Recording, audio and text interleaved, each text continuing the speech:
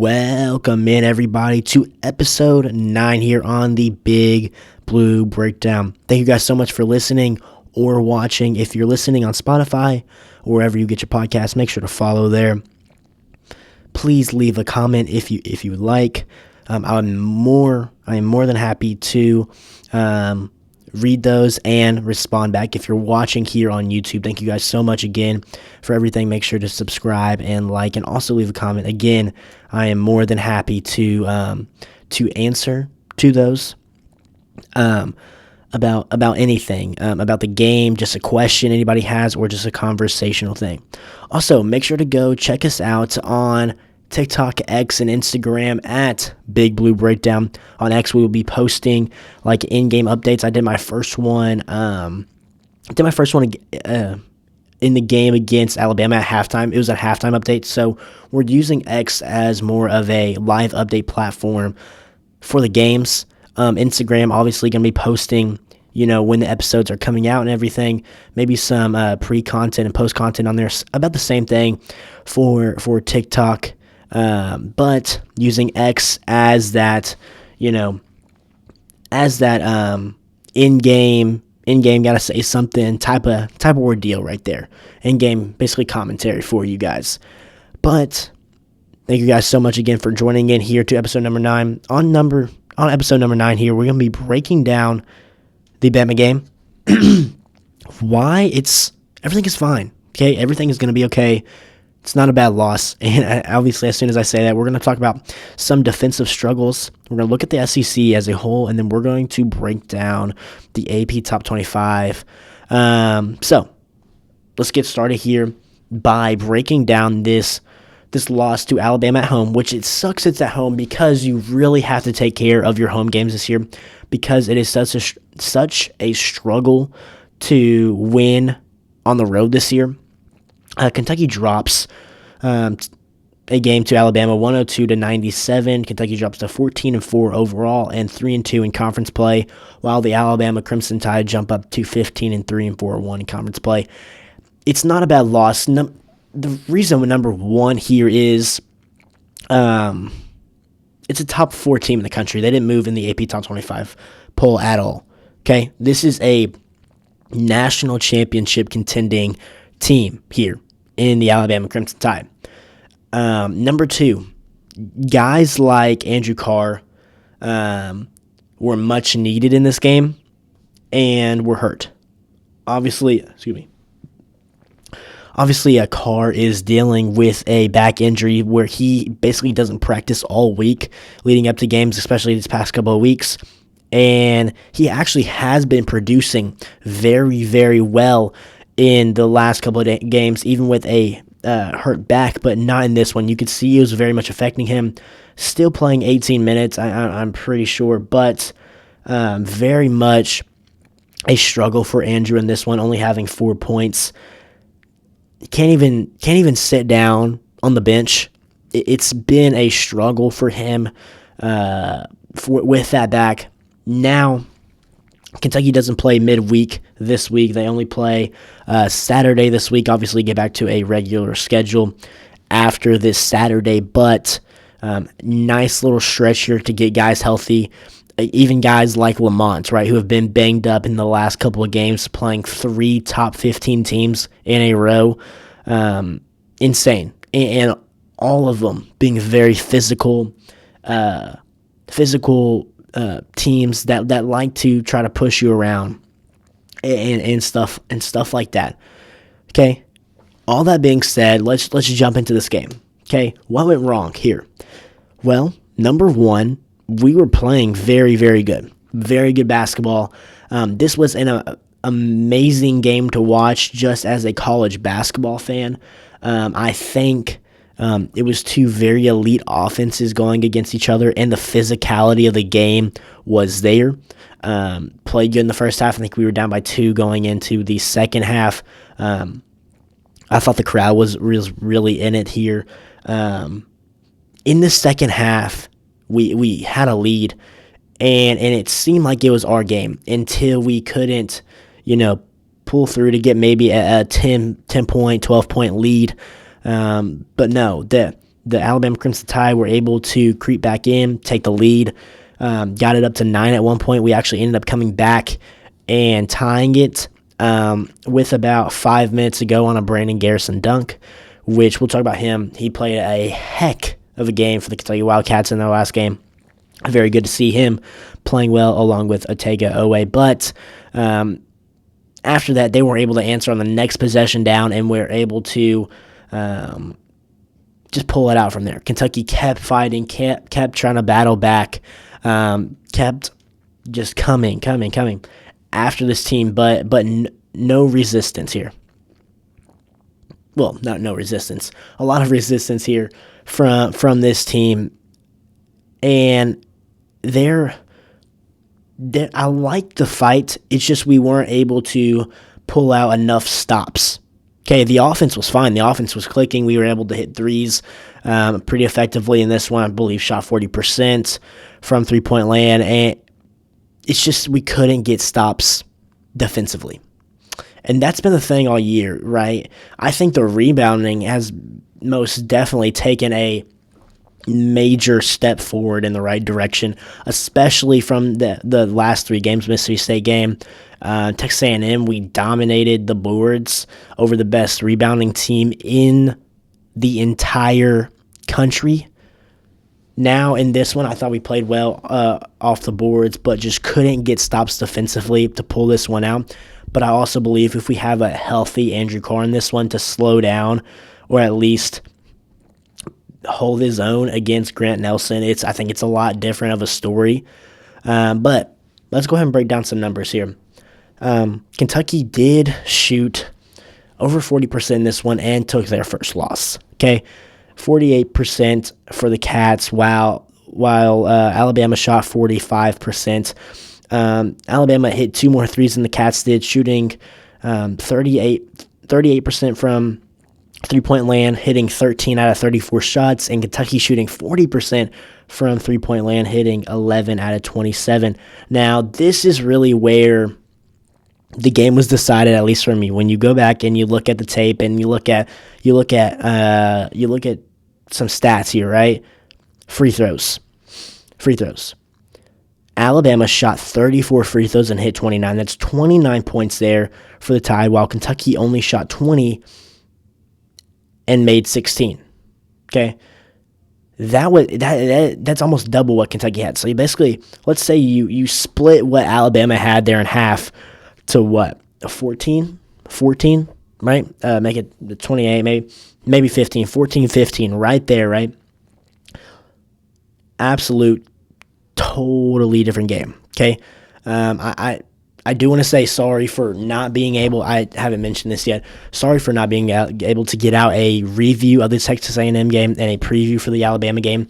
Was dealing with some sickness and a lot of technical difficulties. Had many recordings where thought everything was fine until I looked at it post-production. Excuse me, but yes, I'm so sorry I couldn't be able to push those episodes out. Getting back on track with it here today. Again, I'm so sorry, and trying to be a lot more consistent. Obviously couldn't help with the sickness problem, but hopefully the technical difficulties are over, at least for now. But again, the free throw line was a big part of this game. But Alabama is also one of the best teams at getting to the free throw line, especially when they don't shoot jump shots. They will shoot threes, and they will get to the basket, draw fouls, layups, whatever. Mark Sears is an amazing point guard that I thought Lamont actually did a pretty good job on throughout the entire game. Not letting him necessarily explode in this one. He still had 24. But, man, this team likes to get to the rack and be very physical. I think that's a very people mistaken them for shooting a ton of threes, which they do, but this team is a downhill, driving, get to the basket type of team here, all right? The Cats got out-rebounded by 4 here in this game. Not really that big of a difference. Kentucky did grab 13 other offensive rebounds, while Alabama grabbed 15. Assists were 20-20. Kentucky had 3 more steals than the Crimson Tide. It was 6-3.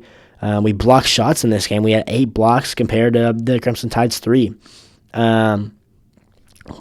Alabama had 2 more turnovers than we did. You beat this team in a lot of statistical categories, just couldn't get stops at the end of the game to allow yourself that room to take that jump, maybe get a couple of points to take the lead, right? That's really what I thought was the biggest thing in this one. The largest lead of this game was 9, and that was from the Crimson Tide, and Kentucky had a 6-point lead at one point.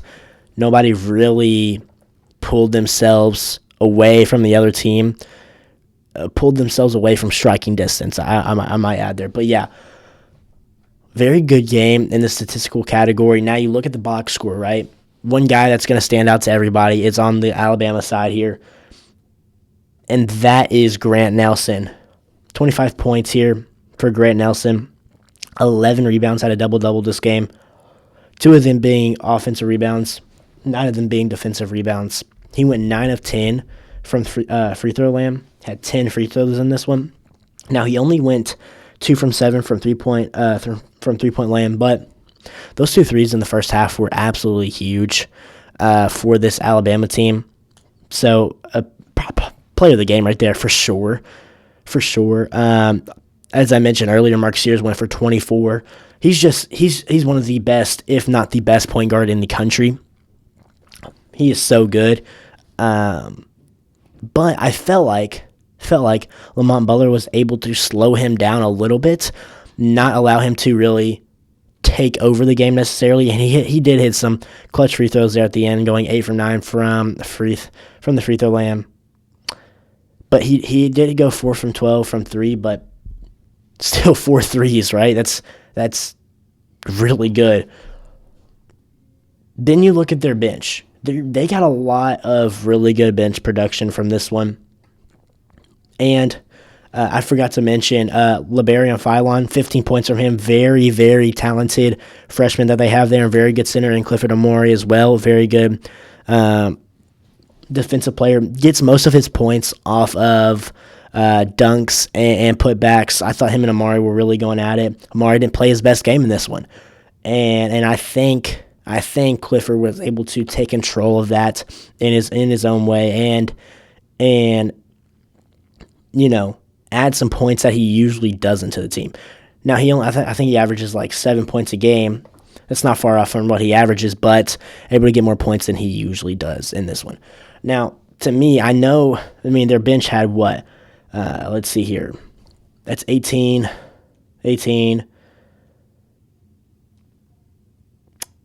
24 points here, if I'm not mistaken. 24 points from their bench, which is pretty solid. You see Chris Youngblood lead the way here with 10 points. Very good transfer from South Florida, very physical, driving to the lane, can hit threes, I believe. He hasn't missed a free throw all year long. He has had injury, but hasn't missed a free throw all year long. Mohamed Diabate, very physical presence coming off the bench for them. 8 points. He did have 5. He did foul out in this game, but he also had 8 rebounds in this one. So 8 and 8 coming off the bench, which is pretty daggone good. Now, we were able to handle Aiden Holloway from not really exploding. Very, very good young star right there. Sophomore transfer from Auburn. We're able to hold him down a little bit, which I thought was good in this game. So now you take a look on the other side of things here, the stat sheet for the Cats.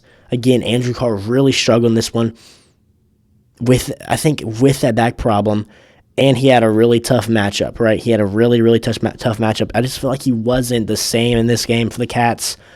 He had 4 points, 4 fouls for the Cats. Amari Williams had an off night. He had been playing very, very well. Very, very big 3-game stretch coming from Amari. He had 13 points. He fouled out in this one. He did grab 11 rebounds, 5 offensive rebounds, and 6 defensive rebounds. I think he's very, very much growing in the rebounding department. I think it's staying out of foul trouble, right? And he's very good at affecting shots and blocking shots, but I think doing a little bit more, protecting the rim is going to be the next step for him and this team in total. I think he's a big part of what we can do defensively with how high of a ceiling that he has. I believe he was I don't know. I can't remember the name of their conference that he was in because he was playing at Drexel. But he was an all defensive player of the year. I think basically all 4 years that he was there. Maybe it's three, but had an off night. And I think, again, that step to take is rim protection, and he very much provides that. I just think if he's got to become an even better rim protector or has to affect more shots if we're going to take that next step, right? Otega has to be the player of the game for the Cats. Very, very good to see him playing consistent game after game after game. I think all 18 games, he has scored 10 or more points, which is I think the only other person to do that come close to that is Malik Monk. But Otega was really your spark in this one. We felt like we were down. He gets a big steal and was able to lay it in for an AM1, I believe. He also hit a tremendous, I don't know how he hit it. There was a lot of traffic. Tremendous three in the corner to keep us alive in this game. Very great game from him. He was really the X factor in this one to keep us in it. He had 21 points, 6 rebounds, 4 or 5 from charity strike, 1 or 2 from 3, 8 of 14 from field goals. That doesn't add up. 8 of 10. I want to get this right here. He shot 8 of 14 on his field goals. There we go. Now I got that part down. But yeah, very good night. Very good to see him consistently playing like this over and over and over again. Then you got Jaxson Robinson. Really good to see him have a really good 3-game stretch. Playing against really tough opponents, right? He had 11 points tonight. 11 points against the Tide. Good to see him playing consistent now. And he's going to have those games where he goes off like he did against Mississippi State, right? Like he did against Texas A&M, okay? The big thing for me, he went 3 of 7 from three-point land, okay? Another guy staying consistent. Man, this guy can play both ways very, very well. He's such an important piece to have on this team. Lamont Butler, 17 points. A very big game from him, okay? I don't want to say we're in trouble when he is leading us he is leading us offensively because you've seen in the Louisville game he has the potential to go off. I mean, he didn't miss a shot in the Louisville game. You can get this if you get this production from him, and you have a guy like Kobe Brea or Jaxson Robinson to step up and hit a lot of threes. Man, this team is going to be dangerous. Again, I don't think we should overreact from the loss. Number one, again, because how good offensively Alabama is. Top 5 team in the country, top 4 team in the country, national championship contender, up there with probably some of the best odds to win it. Okay. Then you look at our injuries that we've dealt with, right? And last 3 games have been against AP top 15 teams. I think that kind of says it right there, and you only lost by 5. The only negative thing is they scored 102 points on your home floor. Defensively, we got to clean some things up, and we got to clean up the rim protection. To me, that's really it. I thought we ran them off of the 3-point line very well in this one. Granted, they did hit some daggers at the end there, but overall, I thought we ran them off the 3-point line well, right? Which we're really good at doing that. Got to protect the rim better, and we got to stop sending people to the foul line a lot. I think that's the only 2 things that we really have to take that next step on defensively for us to, say, hey, like if we do those things right there, like we think, like we know that we can compete for a national championship right now, but this makes us a national championship contender. You know what I mean? I think there's a difference between those two, and I think that's the step to take. You got some really good production from your bench in this one. Ansley Almanor stepping up again. It's good to see him consistently step up when we need him. He had 10 points in this one. Kobe Brea, 10 points in this one as well. He had 2 of 3 from three-point land. To me, he's got to shoot more. Shoot the three-point shot more. You're the best shooter in the country. You just hit 2 out of 3. Shoot more. Okay? Brandon Garrison. He's got to be up there for player of the game. I think he's got to be right next to Ortega and Lamont. Amazing game from him, stepping up, especially because Amari wasn't playing well. Had 11 points from him. He was really an energy booster in this one. 6 rebounds, 5 assists to 0 turnovers. Really good game from Brandon. And if he can keep this up, coming off of the bench, and add Amari playing well, it's going to be a really good 1-2 punch there because he can also rim protect. So I think he raises your ceiling with the rim protection, and that's something that Kentucky needs to take a step in. It's a positive overall here. Excuse me for a drink real quick.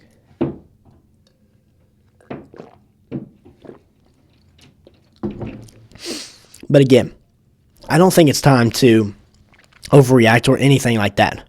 Okay? I do think, yes, we do need to take steps defensively in the right direction. Offense is fine. Just gotta take everything in. Injuries. This team is not really, really, really good that we just played. And we just played, before this, we played 2 very physical teams that were AP top 15 teams. And we lost by 5. It's okay. We're gonna be okay. We're gonna be okay.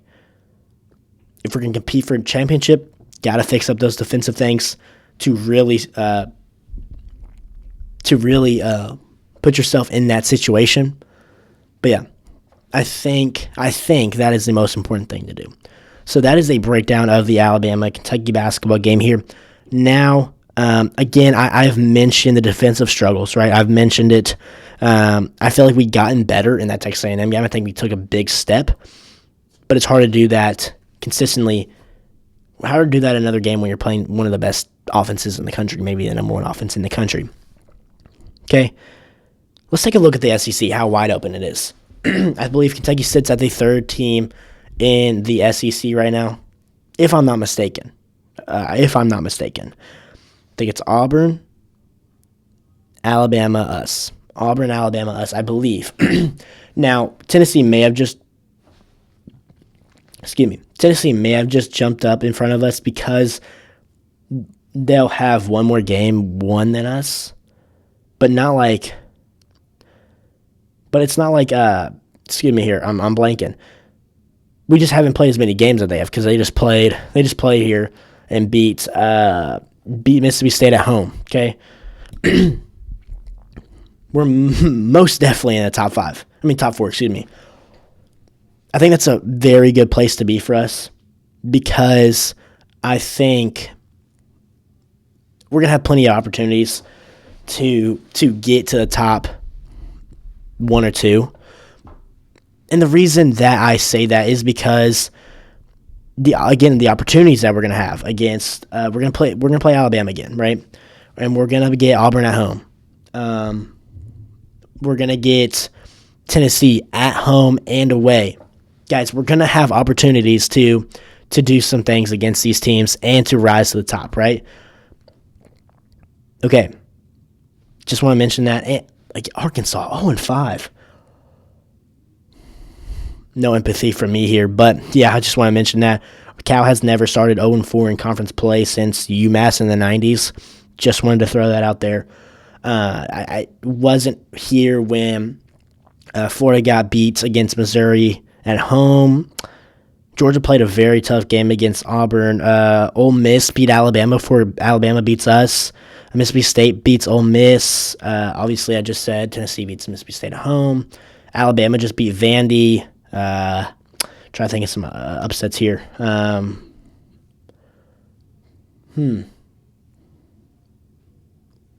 Florida absolutely pieced Tennessee Tennessee also beat Vandy. Vandy also beat Tennessee. So a lot of upsets happening. This just shows how wide open the SEC is. Except for maybe Arkansas, South Carolina, and possibly LSU, anybody can have a chance at the regular season title and the SEC tournament title. Now, obviously, Auburn is going to be the front runner for both of those. Unanimous number one team in the country, and we'll get to the AP Top 25 here in literally just a second, but just want to mention how wide open the SEC is, and coming out with an episode tomorrow on what the rest of the season looks like for the Cats, the opportunities that we have, how we must take control of those opportunities, and talk about some bracketology tomorrow. Currently, by the way, Texas is beating number 22 Missouri at home by 10 at halftime, 30-20. This might be a big one for the Longhorns because they have been struggling. Excuse me. Get into our last topic here, the AP Top 25. Right? Kentucky only drops 1 to 9. I'm not mad at it. Obviously, Auburn stays number 1. Alabama stays the same place. Florida stays the same place. Tennessee stays the same place. 4, 5, and 6 are both SEC teams. Number 1 is an SEC team. Number 9, the Cats are SEC, obviously. 13 is an SEC team, Texas A&M. 14, Mississippi State jumps up 1. I forgot to mention Texas A&M drops down 2. So Mississippi State sits at 14. Ole Miss jumps up 5 spots to get to 16. Missouri jumps into the top 25, jumps right to 22. And then it's actually good to see this because I feel like this kind of renews a new day, which is a positive, a new day of Kentucky and Louisville basketball. It's good because, mentioned here, Louisville is now a top 25 team sitting at 25. It's good because the game means more now than it has been the last couple of years. Very good to see this team back in there. Obviously, I don't root for them. I hope they lose, but it adds a competitive nature that we haven't had. It feels like we haven't had in a while, and it's good. It's a good thing for the state of Kentucky. So I think we got 9 SEC teams in the top 25, which is just insane. Kentucky drops down 1 to 9. Just want to update everybody on that. Again, shows how amazing the SEC is this year. I believe we have possibly 11, 12 teams in the updated bracketology, which we're going to actually get into tomorrow. But yeah, I just want to mention how the AP Top 25 updates there for the SEC, especially obviously the Cats, and how wide open the SEC is. It's just crazy how good our conference is this year, and anything can happen against any team each night, right? But that also means opportunity for a good resume come March. Thank you guys so much for tuning in to episode 9 here, where we broke down the Bama game and everything's fine. Look at some defensive struggles, right? Look how open the SEC is this year. Then we take a look at the AP Top 25. Crazy how good the SEC is. This loss is okay, guys. Promise you we're going to be okay. A lot of factors in this one. Obviously hoping to come away with it. But, yeah. Obviously we take a loss here. It's okay, guys. Promise you. Because how good this team is. Injuries. And the very, very tough 3-game stretch that the Cats just endured. Going what, 2-1? That's insane. That's insane what the Cats just did. Well, that is going to wrap up episode number 9 here on the podcast. Thank you guys so much for tuning in here. I know my video is a little bit behind here, but it's going to be all right. It's going to be all right. I think the whole video actually went well. Thank you guys so much for tuning in to episode number 9 here.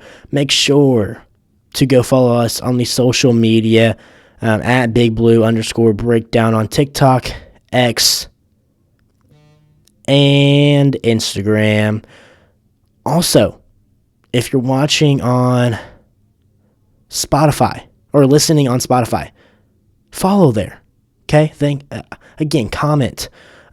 Finally, my video catches up here. YouTube, subscribe, like. Again, I'm willing to answer to any comment. Thank you guys so much again here for episode number 9. We'll catch you guys tomorrow, and as always, go Cats.